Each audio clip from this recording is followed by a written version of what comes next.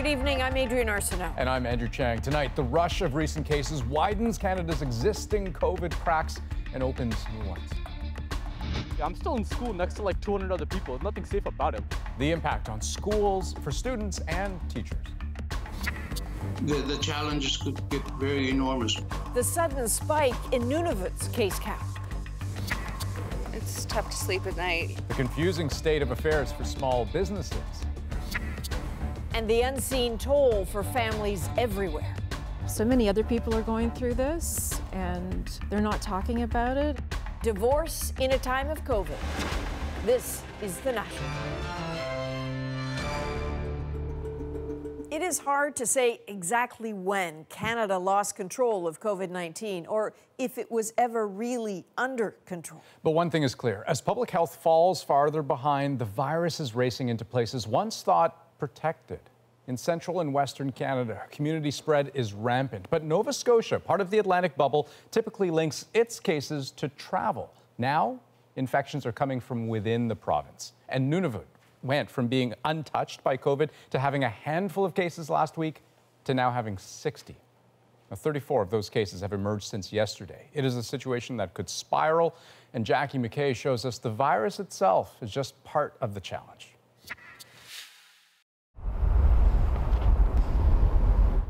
The situation in Nunavut more urgent by the day. Now, a fourth community, Whale Cove, has COVID, 8 cases. But all are linked to an epicenter of Nunavut's outbreak, Arviat. The community on Hudson's Bay alone confirmed 26 new cases. A total of 46 now in just a matter of days. There's already evidence of community transmission and fears it could get worse. The other issues that come into play, such as food insecurity, overcrowded housing, mental health, addictions. It could be domestic violence in some cases. So COVID on its own is a huge challenge. Overcrowded housing in Nunavut often makes isolation impossible. Health officials are providing spaces in local hotels or gymnasiums. The Premier says he's ready to expand the strategy. And sometimes they might take the healthy, non-infected people out of the house if that has to be done, and self-isolate them in a safe shelter. A territory-wide lockdown goes into effect Wednesday. Everyone will be under strict stay-at-home measures and asked not to see anyone they don't live with. All businesses and schools will be closed for at least 2 weeks. We are working in health centers. We don't have any hospitals such as they have down south.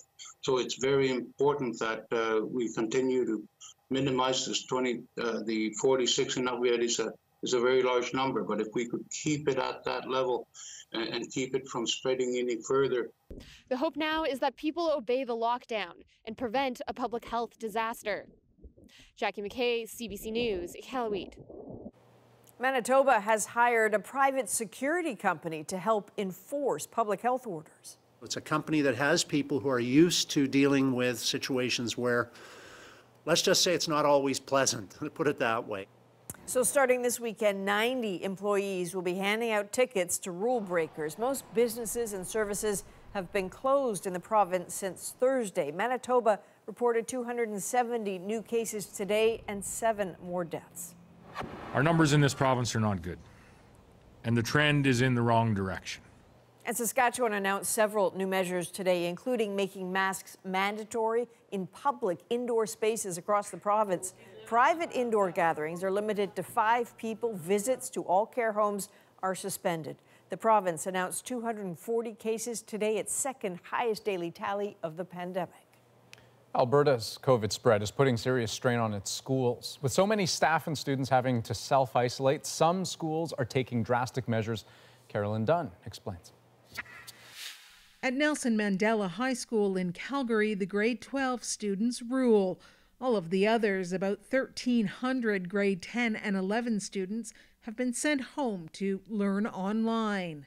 Maybe it's like a little bit quieter in the halls, less crowdiness, so it feels a little bit safer, maybe. Safer? Not really. I'm still in school next to like 200 other people. There's nothing safe about it. Several students in the school have tested positive, and with all their close contacts isolating, including teachers, the school is in a staffing crunch. And substitute teachers are getting harder to find. I worry about the sustainability of the school year as it is right now. And as we see rising cases, we'll see that echoed into our school population. More than 1,000 Alberta students have tested positive for coronavirus. More than 300 schools are in an outbreak or on alert. At least 3 schools have shifted some or all grades to online learning. Schools are not considered drivers of community transmission, but the two are linked. The virus is still quite high in the community, which means more kids will still be exposed and we'll bring it to school, and we're going to see the ensuing isolation. There has been a concerted effort in Alberta to keep schools open, but now some experts are suggesting a planned break may be in order. If schools were closed a little bit early for Christmas break, then there's a natural break there that could be added to that might be a bit more manageable for families. The province says that's not on the table yet, but it will follow whatever advice Alberta's Chief Medical Officer of Health offers. Carolyn Dunn, CBC News, Calgary. Now, elsewhere in Canada, more provinces are eyeing temporary school shutdowns to just try to get COVID cases under control. As Deanna Sumanak-Johnson shows us, that has some parents very worried. In Teresa Morris's BC Health region, 3 schools are temporarily closed because of COVID outbreaks. She fears her 7-year-old daughter's school might be next. Morris, who had COVID-19 in September, also has an infant at home, and she works remotely. So being responsible to provide her education, as well as working from home and watching a baby and a 7-year-old, I don't know how I would manage that. So far, Nunavut is the only province or territory to shut down its schools, but it's not out of the question elsewhere. Is your government taking any consideration to extending Christmas break for students? Yes. What we are looking at is perhaps extending the winter break after Christmas and New Year's. Outside of Quebec, the thinking behind keeping schools open has been they do not generally lead to more community transmission. But as cases in the community ballooned, that logic may no longer hold. If we can't say schools are not amplifying, like if we can't actually be reassured about the roles of schools in transmission, the most prudent thing to do would be to at least include them in a short lockdown. An extended Christmas break would act as a so-called circuit breaker to reduce infection numbers. It's an opportunity to keep the kids home maybe a week longer and close some other things to see if you can use this time to crush transmission. Ontario's education minister hasn't said what his plan would be. I just don't want to jump the gun here and say, be prepared. It may not happen. So let's wait for the minister to come out. More waiting and more worry for Canadian families whose school routine could be interrupted again. Deanna Sumanak-Johnson, CBC News, Toronto. Now, we mentioned Nova Scotia reporting community spread of COVID-19. We have had 7 cases where we have not been able to clearly identify a source that is directly related to travel. This is very concerning and an important turn of events for us. 3 new cases were reported today, bringing the province's monthly total to 42. Dr. Strang says there is no doubt Nova Scotia's trajectory has gotten worse since September, a month where only 3 cases were reported. The Premier says if the spread continues, he would not think twice about a shutdown. Non-medical masks or face coverings will be mandatory in indoor public spaces in Prince Edward Island. That is the new protocol in Prince Edward Island starting Friday and going at least until February. The province says it's in response to the growing COVID situation nationwide. It's also recommending people don't travel off island for any non-essential reason, even within the Atlantic bubble. Ontario's chief medical health officer made waves when he held out hope that the province could be red zone free by Christmas. Magda Gebrselassie has a dose of cold reality from experts and doctors on the front lines. In the emergency room, this doctor sees lots of patients with signs of COVID. patients arriving on high levels of oxygen, some of whom require admission to intensive care unit. It's the current reality for doctors in the province's 5 red zones. But Ontario's chief public health officer says it could change by Christmas. If we all do what we're supposed to do, I would like to think everybody would be in green, especially before the time of Christmas. I think those comments are totally disconnected from reality and are actually really quite dangerous. It projects the idea that things are almost in control, and if everybody just takes the right steps, that things will be in control. But clearly that's not the case. Today, Ontario's premier defended Williams. Dr. Williams, you know, he's a positive doctor. He's always looking at the glass as half full. While the Minister of Health dialed back expectations of a green Christmas. I don't think it's something that we can count on at this point, and we are watching the data every day. This biostatistician says it doesn't add up.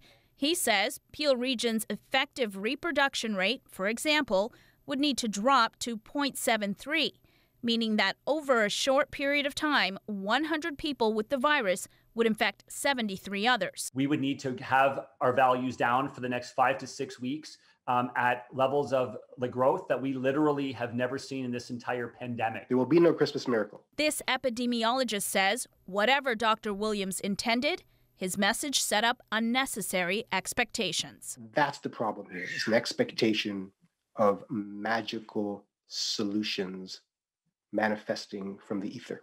That in a province where some regions are seeing positivity rates as high as 19%. Magda Gebrselassie, CBC News, Toronto. Now, if all of tonight's stories paint a somewhat grim picture, recall that 2 vaccines seem to be showing real promise. Today, the federal government explained what's being done to get ready for them, because while the logistics are daunting, as David Cochran shows us, there is a plan. Getting the vaccine is one major challenge. Getting it to the people is another. Getting those vaccines from an airport tarmac or a port to Canadians right across the country is a significant logistical challenge. A challenge complicated by the need to store vaccines at extremely cold temperatures. Pfizer's has to be kept at -70. Already, the federal government has bought dozens of medical freezers to prepare. Right now, we're just getting those things ready so that they can be situated in the area where the ultra-cold vaccine will be deployed. That deployment will be no easy task. Hospitals and public health are already stretched, so a nationwide supply chain has to be built. That will involve multiple government agencies, possibly private contracts as well, may well involve the Canadian Armed Forces. Specifically, the Canadian Armed Forces is assisting with the development of a logistics support plan for the rollout of the vaccine. Vulnerable populations and frontline health workers get priority, but there's the question of how to share doses between provinces. We've worked together on this so far, so it wouldn't be time to all split and run in our corners. New Brunswick's premier says the country should ration initial doses like it did with PPE in the early days of the pandemic. As for what you need to protect the vulnerable, send the rest to the hot zones. So the fewer hot zones there are in places that we're traveling, the less exposure we have in our communities here in New Brunswick. If the vaccines get approved and arrive on time, the Public Health Agency says vaccinations could start in January. If all goes well, the vast majority of the Canadian population could be vaccinated by the end of next year. David Cochran, CBC News, Ottawa. There are more exclusive details today about an MP who for years employed her sister on taxpayer dollars. CBC News has learned that an ethics complaint was lodged against Yasmin Ratansi in 2018. Ashley Burke shows us why it wasn't investigated until now. And just so you know, we have replaced the voice of the first speaker to protect their identity. Yasmin told us explicitly, "My sister will be coming on to work in our office." When former employees of Yasmin Ratansi blew the whistle to CBC News, it wasn't the first time someone had spoken up. The first concerns the... It turns out in 2018, a member of the public filed a complaint to Ethics Commissioner Mario Dion. But his office didn't look into it then, saying it appeared outside its jurisdiction. But now a change of mind and an acknowledgement. It does appear in looking at this we could have approached this differently in 2018, and perhaps we should have caught the allegation against MP Ratansi. The ethics commissioner might not have realized what he was dealing with, but sources claim Ratansi did and covered up the relationship with her sister using a fake name. During a committee meeting 2 weeks ago, Ratansi was caught on the phone talking about her sister, just as CBC News was investigating the issue. Implement regulations. Listen, Zinat is my adopted sister, actually. Anybody with common sense is going to say, hey, this deal stunk to high heavens. It's clear Ratansi broke the House of Commons rules. What's less clear, did she violate the ethics commissioner's conflict of interest rules? He may be looking at the code now to try and establish a precedent so this kind of shenanigans doesn't happen again. The Bloc Québécois says the watchdog needs more power. His teeth should be more, sharp, razor edge, to make sure that when he bites, it hurts. Ratansi's out of Liberal caucus and not responding to media requests. CBC News has been asking for comment for more than a week and still no response. Ashley Burke, CBC News, Ottawa. A spotlight is also on former Conservative leader Andrew Scheer. The Globe and Mail first reported that Scheer's sister-in-law has been working in his constituency office, which is not against the rules, and that Scheer's wife works at that sister-in-law's Regina business.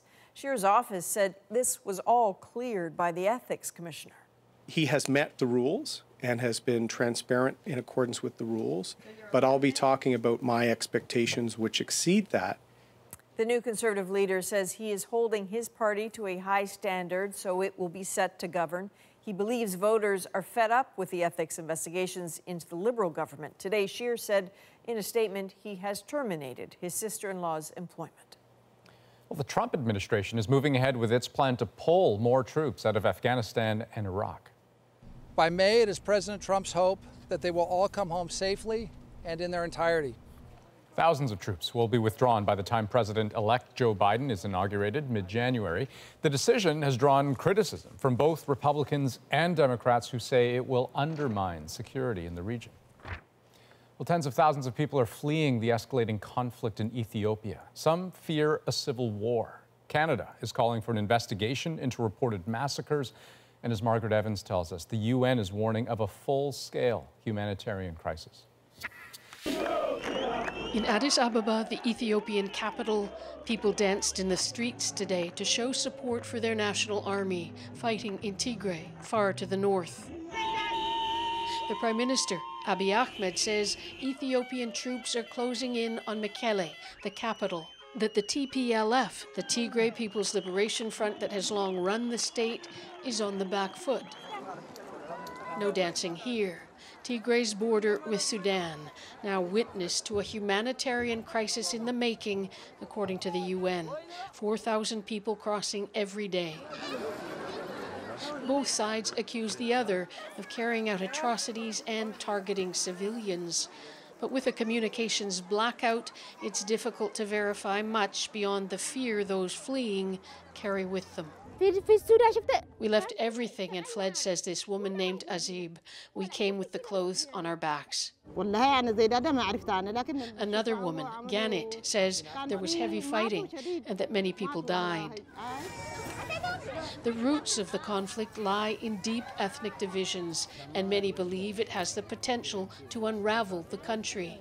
But the Ethiopian government is resisting calls for mediation. It sees this as a limited window for it to push forward and remove the TPLF, and that any sort of coming to the negotiating table now would only encourage further intransigence from the regional administration in Tigray.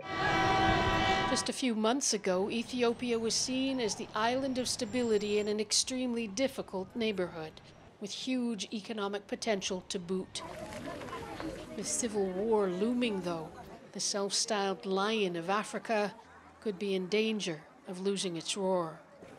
Margaret Evans, CBC News, London. Parts of Central America are reeling after being pummeled by Hurricane Iota. Next on The National, what is driving this record-breaking storm season? Another painful casualty of COVID, pushing relationships to the breaking point. So many other people are going through this, and they're not talking about it. How many times can this family make the same mistake? And the Crown concerned with rehashing the drama of the Diana years. Perhaps more offence has been taken. Separating fact from fiction, we are back in 2.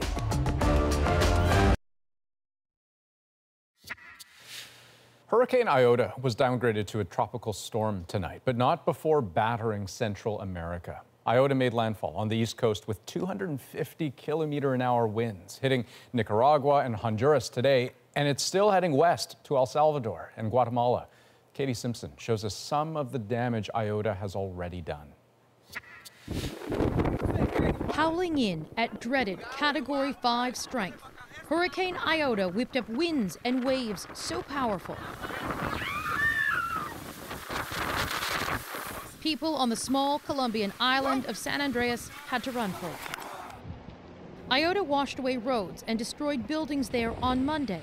On the neighboring island of Providencia, the storm killed at least one person before eventually taking aim at Nicaragua, slowing slightly to Category 4 strength. There are widespread reports of damage to trees, power lines, and homes, the head of Nicaragua's disaster management agency says. The military had been called in to move people out of the storm's path, a cruel repeat of 2 weeks earlier when Hurricane Eta, another Category 4 storm, struck just 20 kilometers to the south. Iota is the 30th named storm of 2020 in what has become the most active year on record, a deadly and devastating season. We're breaking records for not only the number of storms, but how quickly these storms are growing in size, how strong these storms are, and how many are making landfall, just record after record falling. There are several factors as to why there have been so many storms, but climate change plays the key role in how powerful they have become. Hurricanes' impacts are greater, so more wind, more rain, more storm surge. Stronger storms have devastated economies in some Central American countries, say the leaders of Honduras and Guatemala.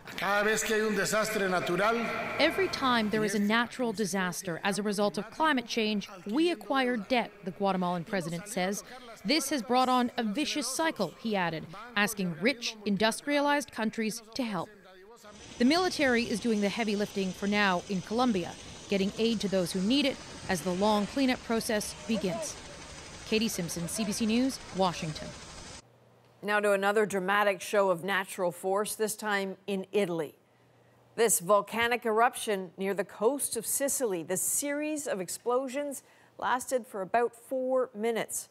This is one of the most active volcanoes on Earth. And in Thailand, dozens of people were injured during protests. They are demanding a constitutional reform which would limit the powers of the king. More protests are expected on Wednesday. Well, next, is there a better way to battle COVID fatigue?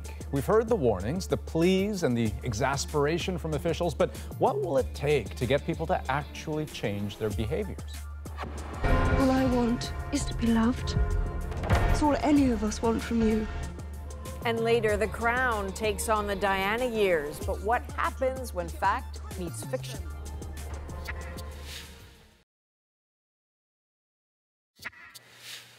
Welcome back.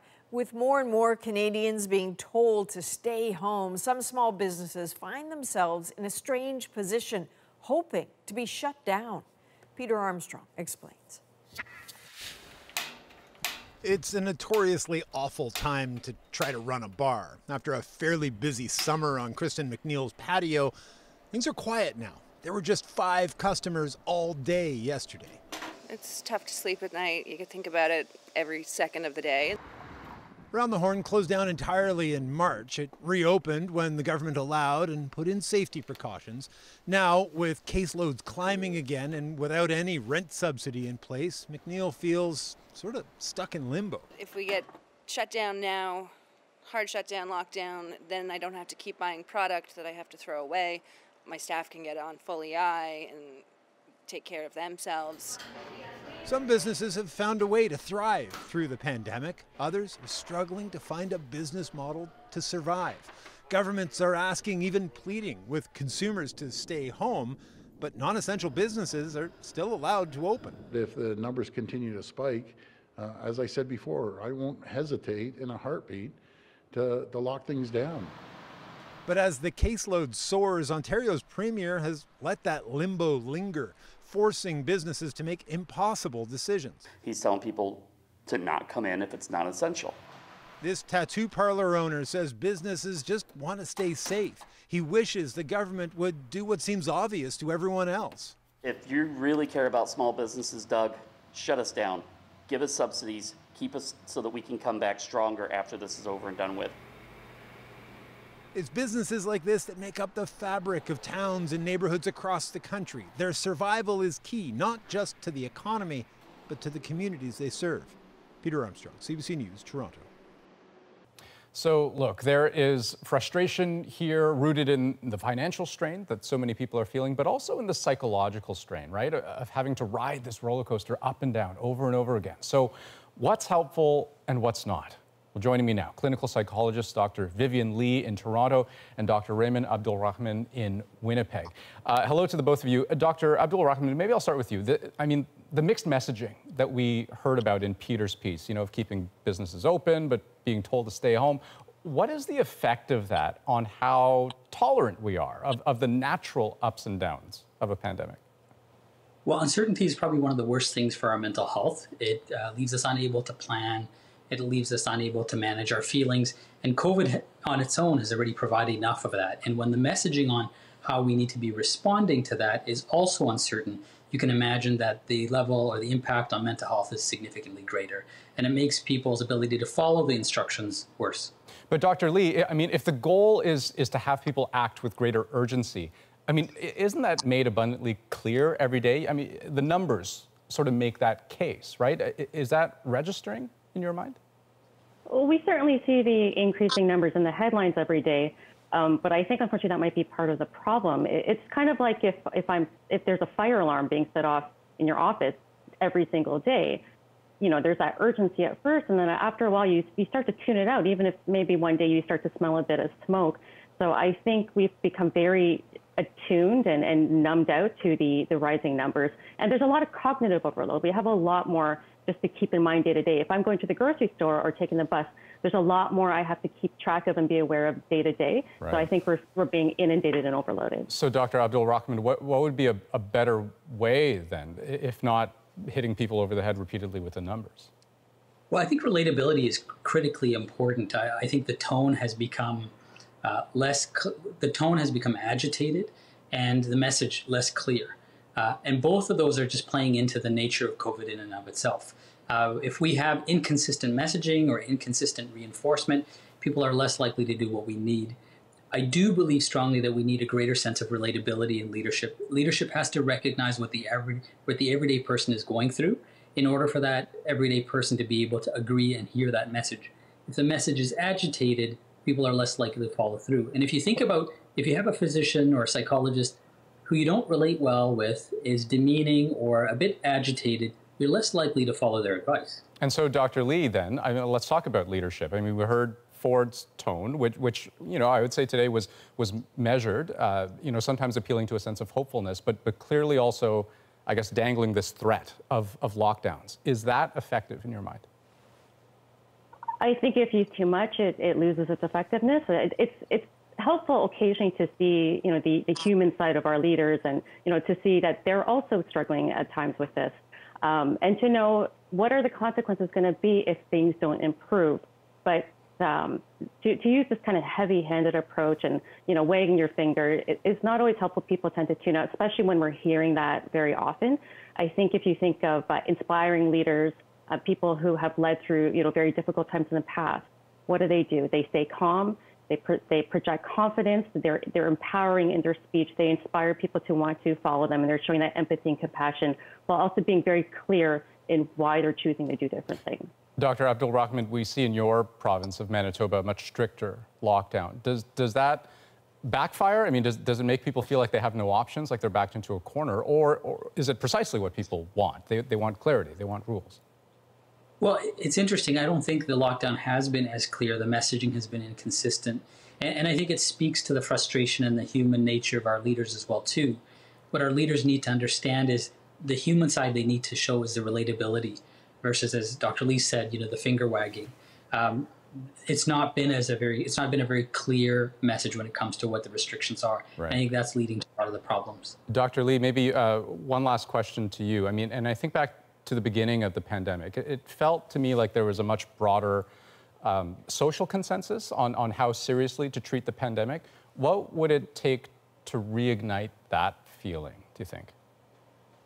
I think it would be helpful if leaders and people who have greater information in this field, if they can kind of take that team approach. I mean, if you think of a coach and his players, every player is assigned a specific role, and it's eye on the prize. You know that if I'm fulfilling this part of the role, then this is to achieve this goal with the team. And this is the same thing. I think it's reminding us, being clear in the communication of, okay, for small business owners, this is what we want you to do and why. And people who can work from home, this is what we want you to do, and frontline workers, et cetera. So I think reminding people, this is why we're asking you to do this in your specific role, and this is what we're trying to achieve as a community. Excellent thoughts, both of you. Thank you so much, Drs. Lee and Abdul Rahman. Thanks so much for your time. Thank you. Thank you. It is a consequence of COVID many couples are dealing with right now. Normal, everyday stress that you would have in a marriage or a family, it just became toxic. Pandemic stress is hitting some marriages hard. The common themes experts are spotting next.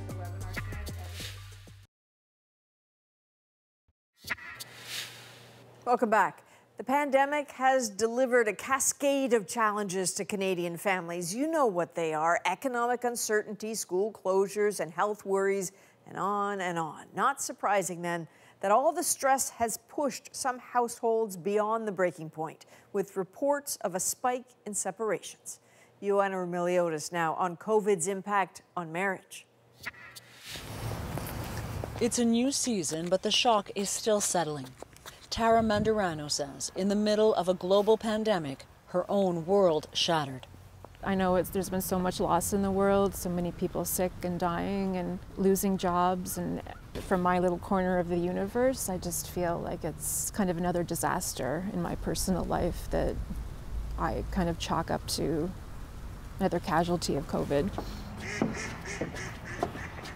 Tara's marriage ended this past August, a reflection of a painful pandemic trend that is quietly rippling across the country. I've almost felt like a failure, and it's taken me a while to see that so many other people are going through this and they're not talking about it, and I haven't heard that many stories about it, so that's why I want to speak up. There are no hard statistics, but a lot of anecdotal evidence. While the pandemic has strengthened some relationships, it has also pushed many partnerships over the edge. I think the normal, everyday stress that you would have in a marriage or a family, it just became toxic. The pandemic made it more toxic. Tara says, like any marriage, there was conflict. She suffers from chronic pain, felt sidelined from her own life, while her husband picked up most of the slack at home. The stress of parenting and working under lockdown only made the cracks in the relationship wider. The fact that my husband, my daughter, and I were all home together, and she was an only child, was really difficult because she would come to us looking for us to play with her and spend time with her, and it just became very stressful because that was not always possible. Tara says a pattern set in. At the end of the day, to avoid the stress, they avoided each other. So anything I felt that we hadn't properly dealt with in our marriage, like maybe some resentment over those years where my husband had to be caretaker, or from my end when I felt like I was missing out on things, it just came to the surface because everything was so magnified. And then I think it reached a point where, in my opinion, COVID sort of just sent it over the edge. Do you blame the pandemic? I don't blame the pandemic. I just think maybe it would have happened anyway, but I think that COVID sped up the process. Andrew Sofin is the head of the Canadian Association for Marriage and Family Therapy. It's been, I've never seen anything like it. I've been doing this work over 25 years and I've never seen anything like this. We reached Andrew in Montreal. He says love is fading fast during this pandemic. These are relationships mostly that probably had cracks to begin with, but the pandemic has become like an amplifier that just exacerbates all of the problems within the relationship. Andrew's practice is busier too, he says, because there seems to be more relationship discord in provinces like Quebec, where COVID rates are high. They are reaching out to me because they're basically saying, look, Andrew, you're the last stop before we go to the divorce lawyer. Or they already have the divorce lawyer and they're trying to head it off. These are usually people who, if you waved a magic wand, they wish they could be together, but they just feel like too much has gone wrong. The conflict is amplified, he says, if there have been job losses, when couples live in smaller spaces, and when they're essential workers. Because think of stress and the effect that stress and anxiety has on people and has on relationships. In other words, the more stressed people are, the more anxious people are, the more likely that there's going to be disagreement, conflict, or even unintentionally taking each other personally when all you're doing is venting your stress and your anxiety. Tara says she and her husband knew their marriage was in trouble, and several weeks before he left, they did commit to making it work. So in my mind, I thought that we were on a good path, kind of back to a solid foundation, but what I didn't realize was, even though the world was shutting down sort of around me, my marriage was continuing to as well. It was devastating, and I feel like my shock and my grief were sort of amplified by COVID because I already felt so stressed and unnerved by everything that was happening around the world and here, and the possibility of a second wave and a third wave, that it was just a lot to process emotionally. So we've got a really good registration for the webinar tonight. I think that's good. For those intent on divorce, the pandemic is also adding to the stress of how to go about separating two. And they don't really realize that there's many different ways. Edith Faroon is a divorce mediator. She and her colleagues started holding online information sessions to help people navigate the process. And if the tensions are high or if the emotions are high, which it's going to be anyways. She says while the pandemic added strain on already strained marriages, it also created new issues. There are a lot of families or couples who argue specifically about whether or not to send the kids to school, whether they should be at home. So there's a lot of different factors and a lot of different stressors. Yeah, so we have our general stuff. Those stressors can suddenly be eye-opening and insurmountable, especially for women who, she says, are reaching out the most. Typically, the moms who are at home had to either scale back on their jobs if they worked outside of the home, and now they are being a mother, a teacher, and a parent and a spouse. So it really has additional stressors on that person. And I think that not being able to get the support necessarily from your spouse, and maybe there was tension even before, that is really now compounded. Tara and her husband will be going through mediation too. As a writer and editor, she's chronicled the end of her marriage during the pandemic, but it still feels surreal. If you would have told me a year ago that a virus would have stopped the whole world and turned it upside down, I would have said that it was possible but unlikely. But if you would have told me that my 10-year relationship with my best friend would end, I would have said that you were crazy. And now here we are. It's not where she wanted to be. Unexpectedly alone in a pandemic. Joanna Brumeliotis, CBC News, Newmarket, Ontario. Okay, next on The National, a critical eye on the Crown. Clearly, insiders briefing on the royals' behalf have taken offence at some of the content. Netflix relives and rewrites a tumultuous royal history.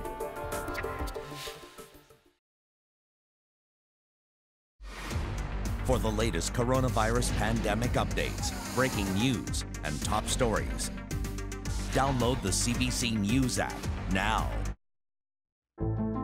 I'm Jamie Poisson, and tomorrow on CBC's daily news podcast Front Burner, we'll update you on some key stories we've been following: vaccines, the Mi'kmaq lobster dispute, and a Canadian company entangled in a U.S. election conspiracy theory.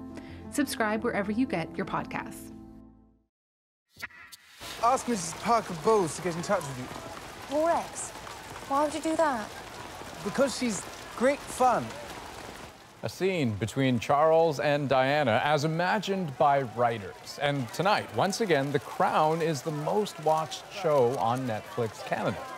Unlike previous seasons, which were set far back in the past, the most recent episodes hit a little closer to home. Lots of people actually remember some of the events that are playing out, which, as Eli Glasner shows us, may be riling the real-life royals. 2 women running the shop. That's the last thing this country needs. Perhaps that's precisely what this country needs. This season, The Crown has caught up to the 80s, the era of Prime Minister Margaret Thatcher, and of course, Charles and Diana. How many times can this family make the same mistake? Now, royal supporters are objecting to what they call wild, cruel distortions.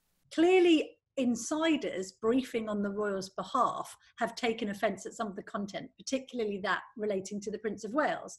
They think he's being really harshly depicted and that Diana is effectively being characterised as some kind of angel. One issue is a letter Lord Mountbatten gives to Prince Charles, encouraging him to settle down.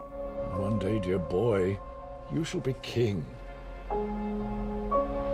Your duty now was the choice of a woman that people will love as a princess, and in due course, as queen. The letter is a fiction, but the Crown's creator stands by the sentiment. I think everything that's in the letter that Mountbatten writes to Charles is what I really believe, based on everything I've read and people I've spoken to, that represents his view. The 4th season also shows an opinionated queen going toe-to-toe with the Iron Lady. It's a dangerous game to make enemies left, right, and centre. Not if one is comfortable with having enemies. And this historian says it's outrageous to think the Queen would share her views with the press. And also I know from behind the scenes, absolutely the opposite. Michael Shea used his position as the Queen's press secretary to launch his own political views about Margaret Thatcher to the world. While Prince Charles' defenders complain about him being villainized, the actor who plays him sees it differently.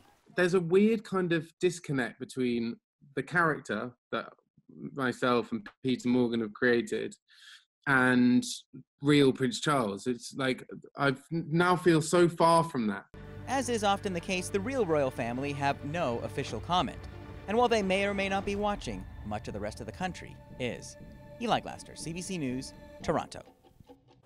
Next on The National, the unveiling of the 2021 Calgary Stampede poster. A nod to hope and optimism. Next in our moment.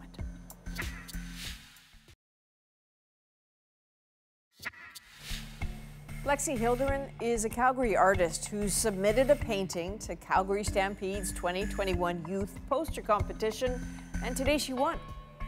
Her painting will be the poster for next year's event, but for Lexi, it wasn't just a painting, it was a hint of hope, and it's our moment tonight. When I got into the contest, I didn't actually know what I was going to do. I came across this image of Qatari. I couldn't get it out of my head, so I kept on pursuing it more and more. I actually ended up contacting her and her family to speak with them and hear more about her story. Her given name in Blackfoot is Rainbow Girl, and she actually got that name after the 2013 floods. That really aligned with everything that I was kind of thinking about in terms of Stampede. The thing I really wanted to get across was Qatari being that, standing in as that role of like hope and optimism. After I was chosen, I realized how much of an essence it has as this kind of symbol of hope and optimism. And I think the same thing goes for now. We've gone through a year where we're not running Stampede, and we're coming back and hoping to be back full pursuit again. It's very humbling to be able to tell this story as well as be a part of Stampede in this way.